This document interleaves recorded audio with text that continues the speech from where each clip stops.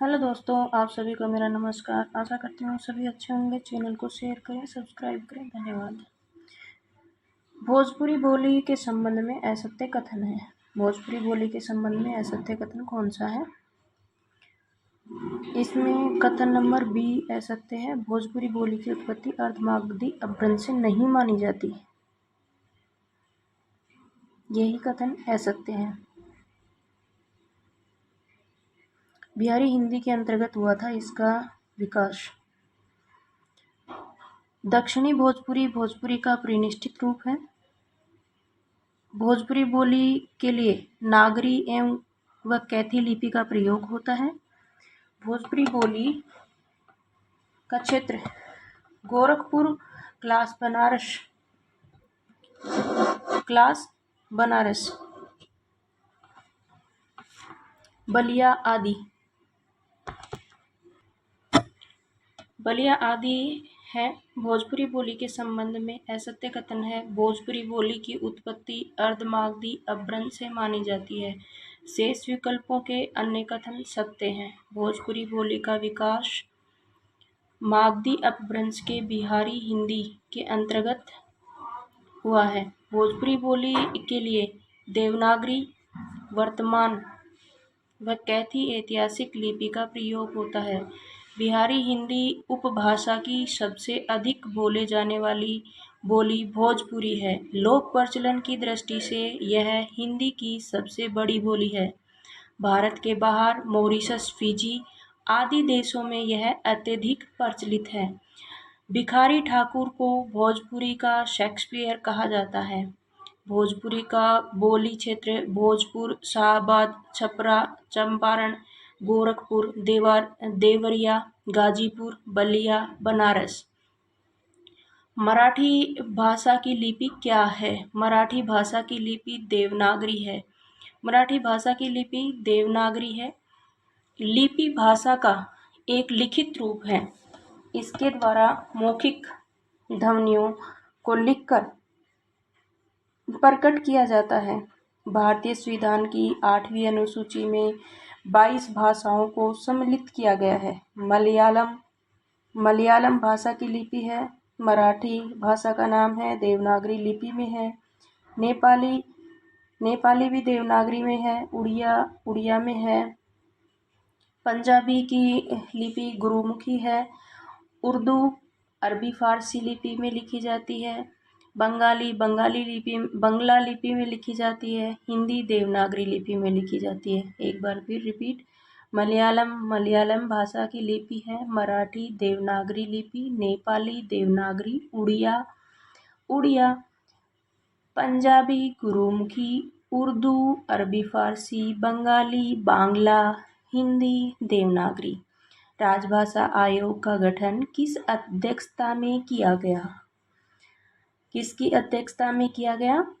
बीजी खैर की अध्यक्षता में। भारत के राष्ट्रपति डॉक्टर राजेंद्र प्रसाद ने भारत के संविधान के अनुच्छेद 344(1) में प्रदत्त शक्तियों का प्रयोग करते हुए 7 जून 1955 ईस्वी को भी बीजी खैर की अध्यक्षता में राजभाषा आयोग का गठन किया गया। हिंदी की बोलियों में महत्वपूर्ण स्थान रखने वाली कोरवी किस उपभाषा के अंतर्गत आती है? किस उपभाषा के अंतर्गत आती है? पश्चिमी हिंदी के अंतर्गत आती है। हिंदी की बोलियों में महत्वपूर्ण स्थान रखने वाली कोरवी पश्चिमी हिंदी उपभाषा के अंतर्गत आती है। हिंदी की प्रमुख उपभाषाएं और बोलियां निम्नलिखित हैं। पंजाबी हिंदी, कोरवी खड़ी बोली, हरियाणवी, बांगरू, दक्षिणी ब्रजभाषा, बुंदेली, कन्नौजी, राजस्थानी हिंदी, मारवाड़ी, जयपुरी, ढूंढाड़ी, मेवाती, मालवी, बिहारी, भोजपुरी, मगही, मैथिली, पूर्वी हिंदी, अवधी, बघेली, छत्तीसगढ़ी, पहाड़ी हिंदी, कुमाऊनी, गढ़वाली। निम्नलिखित में से बिहारी उपभाषा की बोली नहीं है। बुंदेली नहीं है बिहारी उपभाषा की। भोजपुरी, मगही और मैथिली है।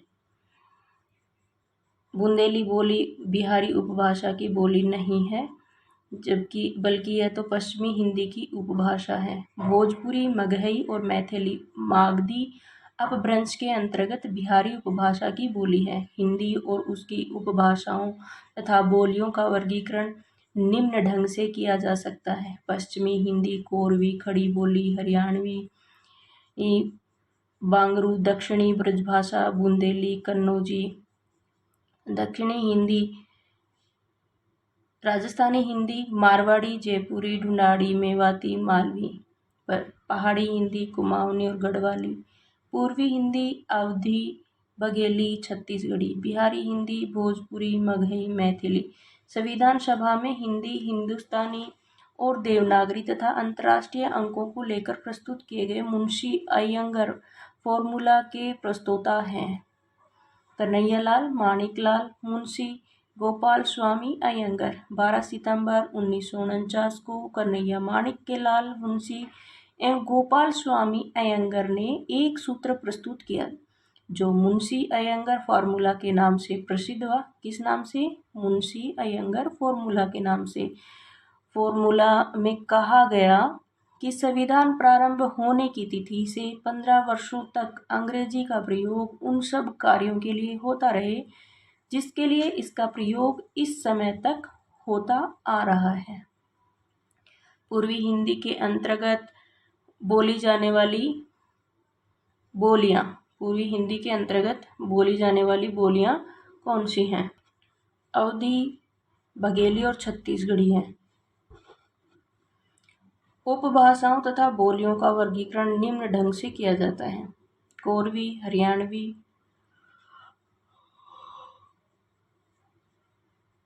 बागरू, दक्षिणी ब्रजभाषा, बुंदेली, कन्नौजी।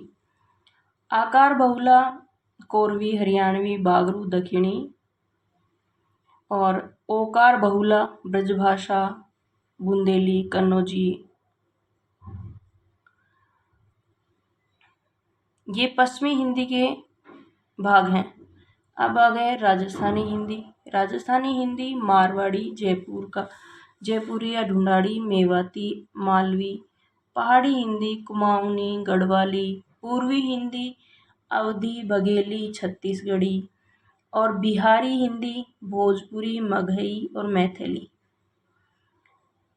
विश्व की प्राचीनतम मानी जाने वाली लिपियों में है ब्राह्मी लिपि।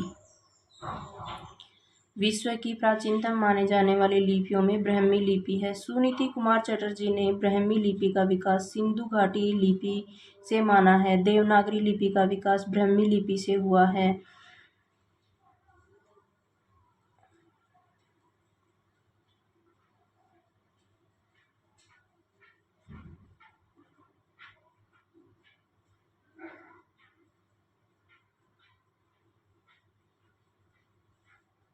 देवनागरी लिपि विश्व की सर्वाधिक वैज्ञानिक लिपि है। हिंदी की लिपि देवनागरी लिपि है। शारदा लिपि का विकास भी ब्राह्मी लिपि से ही हुआ, जिसमें कश्मीरी, लहंदा, टाकरी, गुरुमुखी आदि लिपियों का विकास हुआ है। कैथी लिपि एक ऐतिहासिक लिपि है जो मध्यकालीन भारत में प्रमुख रूप से उत्तर पूर्व और उत्तर भारत में काफ़ी वृहद स्तर पर प्रयुक्त की जाती है। भारत के संविधान में हिंदी को राजभाषा की मान्यता कब प्रदान की गई? 14 सितंबर 1949 को प्रदान की गई थी। भारत के संविधान में हिंदी को राजभाषा की मान्यता 14 सितंबर 1949 को प्रदान की गई थी। संविधान के अनुच्छेद 343 से 351 तक राजभाषा के संबंध में व्यवस्था की गई है। इसकी स्मृति को ताज़ा रखने हेतु 14 सितंबर का दिन प्रति वर्ष हिंदी दिवस के रूप में मनाया जाता है। निम्नांकित रूप में से गढ़वाली की उपबोली सलानी है। गढ़वाली गढ़वाल मंडल, केदारखंड, देवभूमि की बोली है। उसके उपबोलियों में जौनसारी, सलानी, श्रीनागरिया, राठी, चांदकोटी, टकनोरी, स्वाल्टी आदि है। यह उत्तराखंड के टिहरी गढ़वाल, ओटी गढ़वाल, देहरादून और हरिद्वार में बोली जाती है। उत्तर प्रदेश में सहारनपुर और मुरादाबाद तक बोली जाती है। बुंदेली का विकास किस अपभ्रंश में हुआ है? शोरसेनी अपभ्रंश में हुआ है। ये एक चार्ट है। अपभ्रंश, उपभाषा और बोली। शोरसेनी अपभ्रंश है। उपभाषा है पश्चिमी हिंदी, राजस्थानी हिंदी और गुजराती। पश्चिमी हिंदी का हमने पढ़ा था आकार बहुला। आकार बहुला में कोरवी बोली, हरियाणवी बोली या बांगरू और दक्षिणी बोली। और ओंकार बहुला में पढ़ा था हमने ब्रजभाषा, बुंदेली और कन्नौजी। ये शोरसेनी अपभ्रंश की भाषाएं हैं। इनमें से कन्नौजी बोली का क्षेत्र है, कन्नौजी बोली का क्षेत्र है। हमने अभी देखा था कन्नौजी कहाँ पे, आकार बहुला में पश्चिमी हिंदी की है, शोरसेनी अपभ्रंश की है। कहाँ पर बोली जाती है कन्नौजी?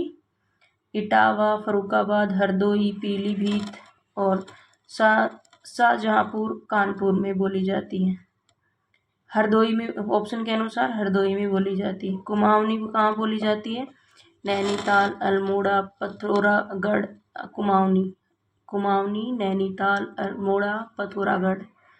कुमाऊनी, नैनीताल, अल्मोड़ा, पिथौरागढ़। गढ़वाली, टिहरी, गढ़वाल, चमोली, उत्तरकाशी, गढ़वाली। गढ़वाली, टिहरी, गढ़वाल, चमोली, उत्तरकाशी। मालवी, उज्जैन, रतलाम, इंदौर, देवास। ब्रजभाषा, ब्रज, मथुरा, आगरा, अलीगढ़, बरेली, बदायूं। एटा, मैनपुरी, गुड़गांव, भरतपुर, करौली। इनमें से कौन सी भाषा देवनागरी लिपि में की जाती है? कौन सी भाषा देवनागरी लिपि में लिखी जाती है? मराठी भाषा लिखी जाती है। देवनागरी लिपि में लिखी जाने वाली भाषाएं संस्कृत, पाली, हिंदी, मराठी,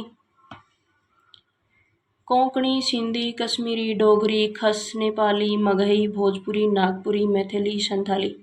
देवनागरी लिपि बाएं से दाएं लिखी जाती है। इसकी पहचान एक क्षैतिज रेखा से है जिसे शिरोरेखा कहते हैं। संविधान में प्रांतीय भाषाओं के दावे को किस अनुसूची द्वारा स्वीकार किया गया? 8वीं। भारतीय संविधान की 8वीं अनुसूची भारत की भाषाओं से संबंधित है। इस अनुसूची में 22 भाषाओं को शामिल किया गया जो निम्नलिखित हैं: कश्मीरी, सिंधी, पंजाबी, हिंदी, बंगाली, असमिया, उड़िया, गुजराती, मराठी, कन्नड़, तेलुगु, तमिल, मलयालम, उर्दू, संस्कृत, नेपाली, मणिपुरी, कोंकणी, संथाली, बोडो, डोगरी और मैथिली। संथाली भाषा किस भाषा परिवार से संबंधित है? ऑस्ट्रिक परिवार। संथाली भाषा ऑस्ट्रिक परिवार से संबंधित है। संथाली और मुंडारी भाषाओं ऑस्ट्रो एशियाई भाषा परिवार में मुंडा शाखा में आती है। विश्व की भाषाओं का वर्गीकरण करते हुए उन्हें 18 परिवारों में वर्गीकृत किया गया था। इन्हें क्षेत्रीय आधार पर 4 खंडों में रखा गया है। पारिवारिक वर्गीकरण: यूरोपीय खंड, अफ्रीका खंड, प्रशांत महासागरीय खंड, अमेरिकी खंड, अमेरिकी परिवार। यूरेशिया खंड, द्रविड़, भारोपिया, काकेशी, बुरुशकी, उराल, अल्ताई, बास्क, चीनी, अत्युत्तरी, जापान, कोरियाई, सामी, हामी। ये हैं यूरेशिया खंड की: द्रविड़, भारोपिया, काकेशी, बुरुस्की, उराल, अलाई, बास्क, चीनी, अत्युत्तरी, जापानी, कोरियाई और सामी हामी।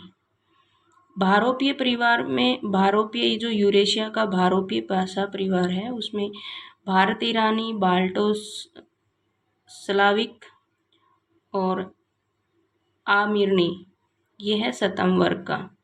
अल्बानी, ग्रीक, केल्टक, जार्मनिक, इटालिक, हिटाइट, तोखारी ये है केटुम वर्ग का।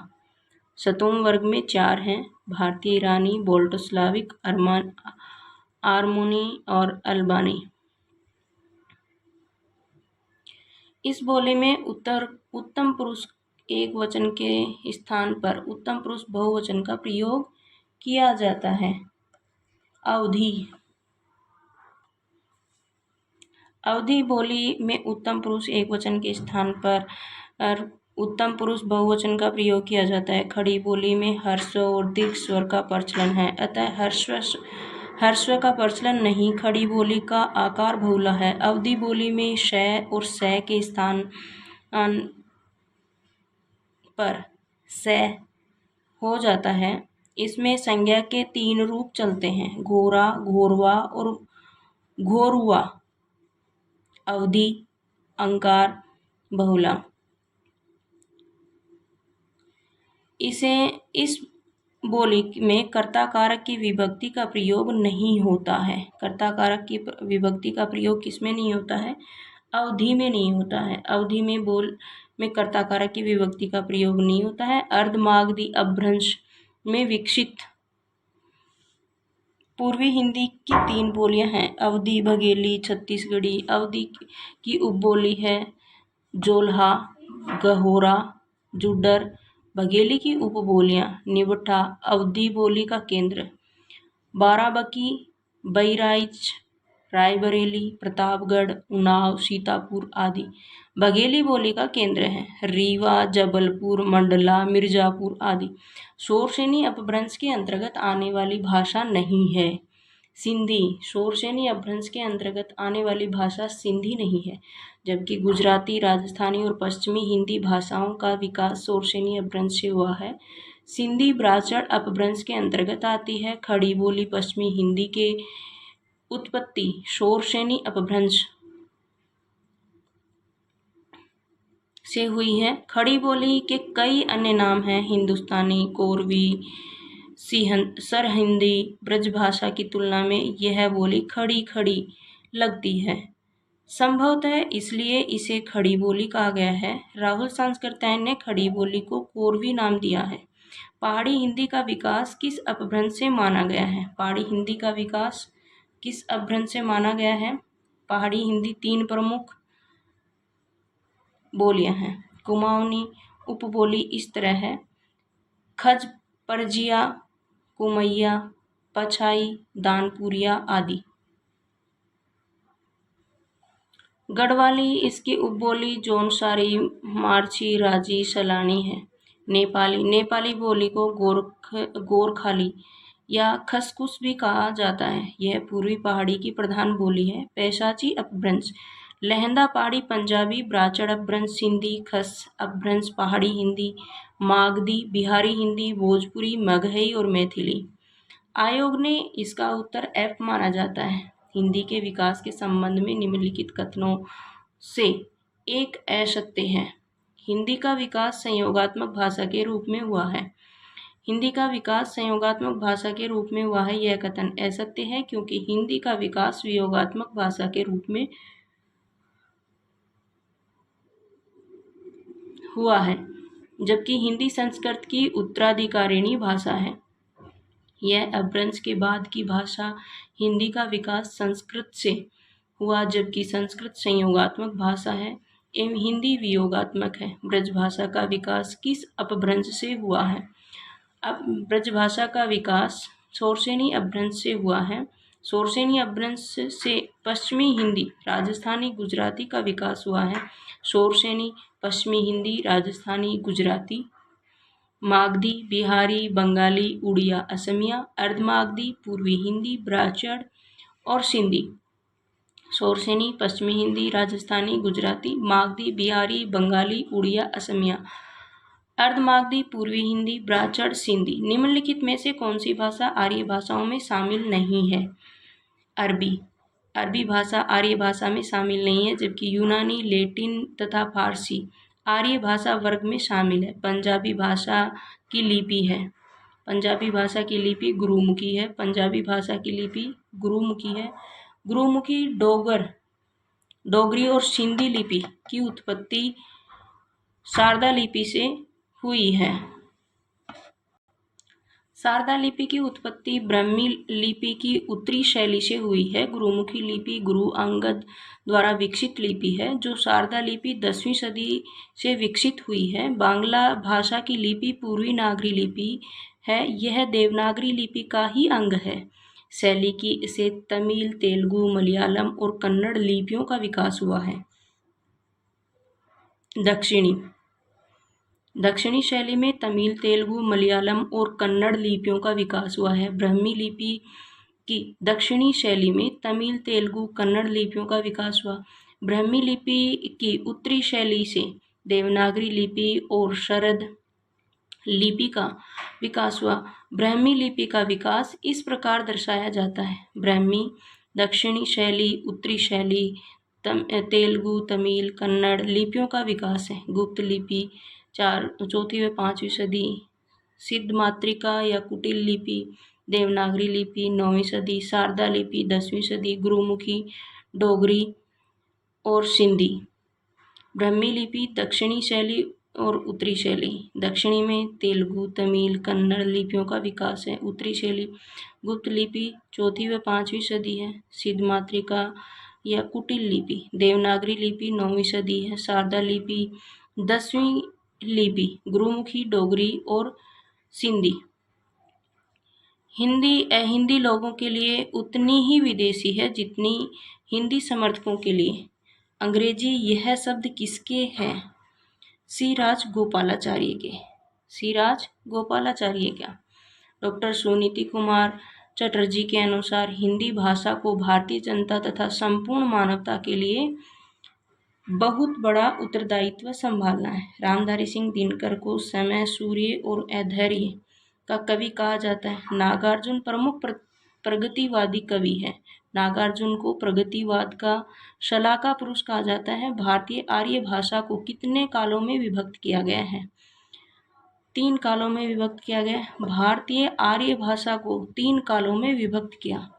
प्राचीन भारतीय आर्य भाषा काल 2000 ईस्वी पूर्व से 500 ईस्वी पूर्व तक। मध्य भारतीय आर्य भाषा काल 500 ईस्वी पूर्व से 1000 ईस्वी पूर्व तक है। आधुनिक भारतीय आर्य भाषा काल 1000 ईस्वी पूर्व से वर्तमान काल तक है। वर्तमान में संविधान की 8वीं अनुसूची में कितनी भाषाएं हैं? 22 भाषाएं हैं। वर्तमान में संविधान की 8वीं अनुसूची में 22 भाषाओं में सम्मिलित किया गया है। भारतीय संविधान के भाग 17 में अनुच्छेद 343, 351 तक राजभाषा का प्रावधान किया गया है। मूल संविधान में 14 भाषाएं थीं। 21वां संविधान संशोधन अधिनियम 1967 के द्वारा सिंधी को जोड़ा गया, जिससे इसकी संख्या 15 हो गई। 71वां संविधान संशोधन अधिनियम 1992 द्वारा कोंकणी, नेपाली, मणिपुरी को सम्मिलित करने पर यह संख्या 18 हो गई।